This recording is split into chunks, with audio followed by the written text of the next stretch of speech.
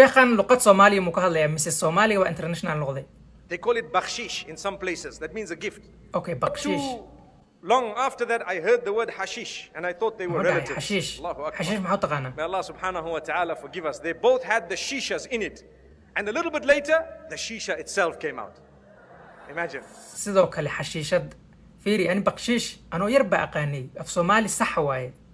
macnaha inaa ingiriis ka soo xadnay iyo inaan luqado kale ka soo xadnay ma garanay laakiinse waxa aqaanay tib camal oo kale qof wax ka iibsatay kadib waxa tiri intaan iska qaado extra lacag oo siisay qofkii oo maaragtay bakshiish waaye camal sheekh hata soo sheegay sheekhtana gifti camal oo kale u dhahay xashiish darooga waaye wax darooga baa u aqaana sidoo kale xashiishka qashinka banaanka yaalna xashiish waa u aqaana adi maxaa u taqaana sidoo kale wuxuu dhahay xashiishad xashiishad dadka waxaan cabaan sigaarka camal oo kale miya wax saas kale camal so sheekhan Soomaali uu ku hadlay dad badan iska fahmi la muxaadaradii dhigeysan lahayn eriyadan maxaa u taqaanaa adi commentiga ula wadaag